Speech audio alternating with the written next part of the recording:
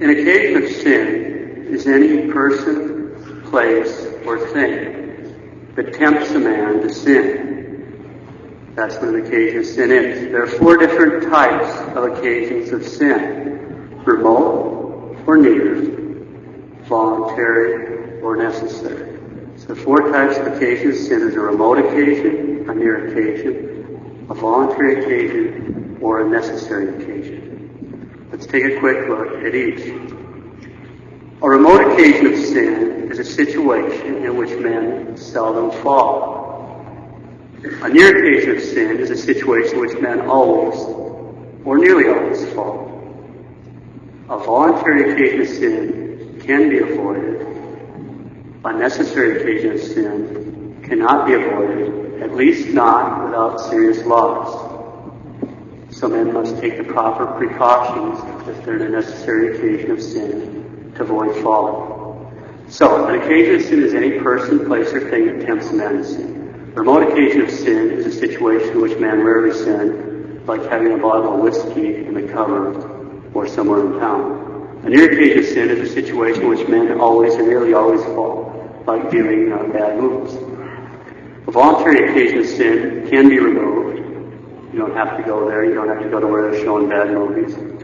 A necessary occasion of sin can't be avoided, like if you're locked up in a cell with somebody. It's an occasion of sin. So a necessary occasion of sin can't be avoided, at least not without grievous loss. But men must take proper precautions in order to avoid falling, if they're in need. Now let's take what we just learned and ask ourselves a few questions. First, are we allowed to put ourselves into occasions of sin?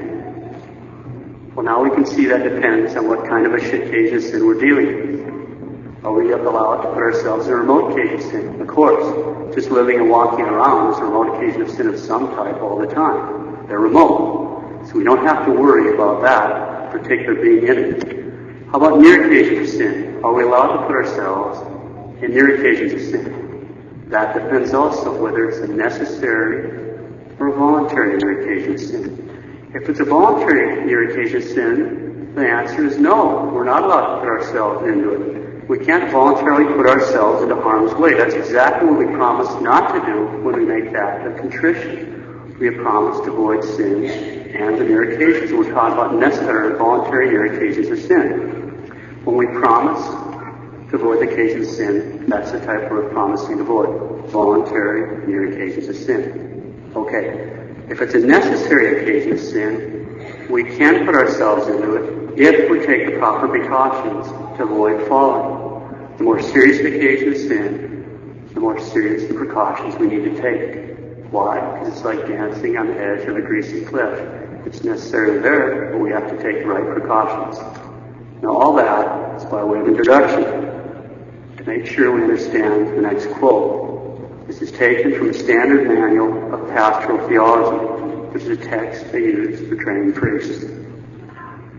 Quote, company keeping, which is a fancy word for dating, company keeping with the intention of timely marriage can be considered as a necessary occasion of sin, since in our society at least, people do not marry strangers.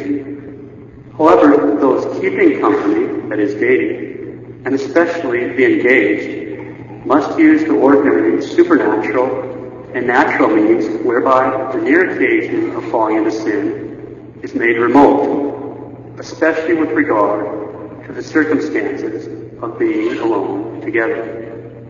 Close quote. Company keeping, dating, with the intention of early marriage can be considered as a necessary occasion of sin. However, those keeping company must use the ordinary, supernatural, and natural means whereby the near occasion of falling into sin is made remote, especially with regard to being alone together. There are 2 points here we should burn into our minds. First, company keeping, that is, dating, is a necessary occasion of sin. Why? Because in our society, which is not a society with arranged marriages, people do not marry strangers. And as far too many good people in our sick culture realize, it's definitely a grievous loss not to be married when you have that vocation. In other words, though, what are we saying? Dating is serious business, not a form of recreation. Second, because it's a necessary occasion of sin, those who are keeping company must use the ordinary, supernatural, and natural means in order to ensure that the near occasion of falling into sin is kept as remote as possible. What are those precautions? We'll rely on St. Alphonsus. St. Alphonsus, quote, "There are three principal means to be described in managing necessary occasions of sin.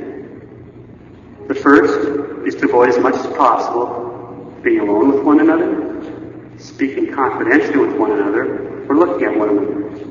The second is prayer and unceasing petition to God and the Blessed Virgin for help to resist temptation. The third is the frequentation of the sacraments of penance and of the Eucharist, by which strength is gained to resist temptations." Close quote. Let's break that down. We'll start with the natural precautions that St. Alphonsus tells us about that a couple must use in order to avoid becoming a near occasion of sin for one another. There are three. First, avoid as much as possible being alone with one another. That's the first natural means. There's an old-time priest expression, solus cum sola non dicunt ave Maria. Obviously that's Latin. Solus cum sola non dicunt ave Maria. Roughly translated, that means when a guy's alone with a girl, they ain't saying Hail Marys. Because they're not. At least not for long. We ignore reality at our own peril. Because the way God made man and woman, and because of original and actual sin, that's just the way it is. In senior times, this is where the whole concept of chaperone comes in. It's just a recognition that men like women and women like men were all weak. The second natural means of making sure that the near occasion of sin is kept remote. Avoid as much as possible speaking confidentially with one another. This is a very important point. Ladies especially need to notice this. Men typically fall through their eyes, and women typically fall through their ears. Typically the ears are the weak point, and there's a certain type of predatory man that's a master of taking advantage of this precise weakness. If a man is going to try to seduce a woman, more than likely he'll try to establish a particular atmosphere, most often by the way he speaks. The better he is at it, the less obvious are his snares. We've all heard expressions for this kind of guy. Things like he's a sweet talker, he's got real good lines, or he's real smooth, or he's a silver-tongued devil. He's a silver-tongued devil. It's the same old story. The original silver-tongued devil seduced the first woman into sin by smooth talking. A serpent keeps successfully striking in the same way. Thanks a lot, Eve. Women have to be careful about sweet talk, and by extension, things that are written like love notes, romantic letters, and so forth. What makes this most especially difficult is that sweet talking in itself is certainly not bad. It depends on what's being said and what the motives are. Father, are you saying that sweet talking can be good? Of course. For example, husbands have an obligation before God to emotionally support their wives by this very kind of thing. He took a vow to take care of her, and it can actually become sinful emotional abuse and neglect if a husband doesn't take the time to sweet talk his wife. Furthermore, if a man is courting a girl as part of the package, it's not wrong in itself, but his words, motives, and actions have to be pure. But because of the fall of Eve, you ladies may very well have a difficult time determining his motives until it's too late. Thanks a lot, Eve. All right, Father, then how are we supposed to tell the difference between someone with good motives and some silver-tongued devil with bad motives? That's a good question. After all, the good book warns us the serpent is the most subtle of creatures. But God has left a specific defense against these kind of predators. The common name for this defense is death. We see this notion clearly expressed at a wedding. What does it mean when Dad gives away the bride? When Dad comes up before God with his beautiful veiled woman all wrapped up in one, it symbolizes the fact that he's done his duty. He's protected her virtue, and now he can present her as a chaste virgin before Christ. That's why he's leading her up to the altar. And then he hands her over to the new man in her life, her husband, who now takes her under his protection. That's why it's so important for the father to sit down and interview a guy that wants to court his daughter, and to make him have a little man-to-man talk and explain his intentions. Dads know how guys think, and God's given dads a very important role in protecting their daughters and running off bumps. There's a little technique that dads should take good use of. It's called healthy fear. There's a perfect illustration of this. When I was writing the sermon, I noticed it in this week's Agri-News. It's a little farm ranch paper from back home. Just to give the context, in this part of the article, the author's talking about a ranch couple raising kids. Quote, I'm sure it's coincidental, but while they were raising 3 lovely and popular daughters, every single time some boy showed up to pick up one of the girls for a date, Dad would just happen to be cleaning his rifles at the table. That was the nicest set of young men, and so mannerly too. And breaking curfew just wasn't done. Close quote. Now don't misunderstand me, although I am recommending the technique of healthy fear as a genuine act of charity to keep occasions of sin remote for both parties, I'm not necessarily recommending this particular application. It's just an example. At any rate, although the buck stops with Dad, because God gives faithful wives the grace of stay and also the gift of intuition, Mom may very well smell a rat, which is why Dad should take careful account of his wife's assessment of the young men that are trying to court the girls. So ladies, watch your ears. Be careful what you listen to and read. Be careful. Now some of you might be thinking, relax, Father, I can handle it. That kind of thinking goes in the category of famous last words. Eve was sinless. She was sinless, and she fell. And no one hears Eve. The society we live in, if you keep that attitude, you lose your virtue. It's only a question of time. So avoid as much as possible speaking confidentially with one another. Third natural means of making sure the near occasion of sin is kept remote. Avoid as much as possible looking at one another. We've already considered this particular principle when we look at the virtue of modesty.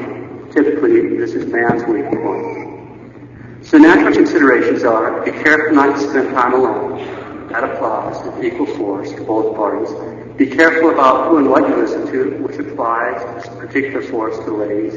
Be careful about looks, which applies particularly to the men folks. What are the 2 supernatural precautions St. Alphonsus points out that a couple must observe in order to avoid becoming near occasion of sin for one another? The first supernatural means is prayer to God and the Most Holy Virgin for the strength to resist temptations. The second supernatural means is frequent confession and fervent communions in order to gain and keep the strength to resist those temptations. So quick review. First, we've seen that company dating is a necessary occasion of sin, since in our society people don't marry strangers. Second, we've seen because it's a necessary occasion of sin, it's permissible if the proper precautions are followed. We've seen that there are 3 natural means that must be observed in order to avoid being near occasions of sin for one another. 1, avoiding as much as possible being alone with one another. 2, avoiding as much as possible speaking confidentially to one another. 3, avoid as much as possible looking at one another. We've seen there are 2 supernatural means to avoid following. Prayer, especially to Our Lady, and frequent confession and fervent communions. We've seen that women have a special obligation to practice custody of their ears, to be careful who and what they listen to, and then have a special obligation to practice custody of the eyes, to be careful what they look at. Be careful, ladies. We live in corrupt times. Don't automatically trust yourself. Trust the judgment of your dad, your mom, especially your brothers, the warnings of your older sisters and your astute friends. You have a lot more to lose. Remember your dignity. You're not an object of someone's lust, to be empty like some bottle of wine thrown aside. Remember, you've been created in the image and likeness of God. redeemed by the precious blood of our Lord and Savior Jesus Christ. By the virtue of your baptism, you become a tabernacle of the most blessed Trinity and a reflection of the Blessed Virgin. You should expect to be treated like that. Don't step off your pedestal, and be careful. Now let's draw some very practical and countercultural conclusions. First conclusion, keeping company, dating, is not a type of recreation. Recreation is not a sufficient reason to enter into this situation. The purpose, and the only purpose, is courting. That is the purpose, it's all wrong, period, close the book. The purpose of keeping company is determined, is this the man or is this the woman that I will marry? Is this the person who can best help me get to heaven, and who I want to spend my life helping get to heaven? Eternity hangs on the correct answer to those questions. Second conclusion, if you're not reasonably sure you have a vocation to marriage, then you have no business dating. Why? Because it's the sin of presumption to enter an occasion of sin without a good reason. If we aren't reasonably sure that we have a vocation to marriage, then we can't justify placing ourselves in this situation. Third conclusion, guys, if you're confident you have a vocation to be married, if you're not yet capable of being married, for example, if you're too young, or if you're old enough but you can't yet put a roof over your head and food on the table, but you're not pretty darn close to being able to do just that, and you've got no business keeping company. A woman has more at stake. Don't try to string her along. Don't waste your time. Be a man and get with the program. Ladies, if you're confident you have a vocation to be married, but you're not yet capable of being married, for example, if you're too young, you've got no business keeping company. Don't let a man court you who can't put a roof over your head and food on the table. If you can't do that, or if he isn't really close to being able to do that, don't let him waste your time. Guard your heart. Sweet talking won't put food on the table for the kids. Tell them to grow up. Get with the program. You're the prize. You've got a lot more at stake. You want to marry a man. Don't waste your time letting a boy court you. Fourth conclusion. If you're confident of the vocation of marriage, and you're ready to be married, and you're keeping company, but you realize this just isn't the right one for you, you must break off that relationship immediately. Immediately. It's a question of honesty. It's a question of integrity. It's a question of salvation. Don't be weak here. There's disaster ahead. Guard your heart. Break up. Before we close, please notice we are not saying that young men and young women are supposed to be hermetically sealed and isolated from one another. Not at all. In fact, it's a cinch bet that kind of treatment, that kind of overreaction, will only have horrific consequences. The first one that winks at the other, it's all over. Bad idea. Young men and young women should get to know each other, but there's safety in numbers with reasonably supervised groups of nice young women, nice young men. Friendly acquaintances, generally speaking, are fine. What's not appropriate is company keeping between one young man and one young woman before the right time. God has created us in a certain way with a profound attraction for one another, and the fall of man has wounded us in such a way that passions easily get out of control, and we ignore those two realities, those two basic realities, at our own peril. Let's close. If you're courting, remember that someday you're going to have to report to the good Lord. Young men, will you be able to say, Lord, in spite of the weakness of my flesh and my disordered desires, I treated this beautiful young woman you sent into my life with the respect, dignity, and care due to her. And I didn't do anything to endanger her eternal salvation, which you paid for at such a terrible price, the expense of your life, and every drop of your precious blood. Will you be able to say that? Young women, will you be able to say the same thing about the young men in your life? We started a series of sermons with the idea of self-sacrifice, and we'll end there. Without cutting any corners on God's laws, let's strive to make sure that all relationships with the opposite sex are characterized by charity, compassion, thoughtfulness, kindness. Let's think about the other person first.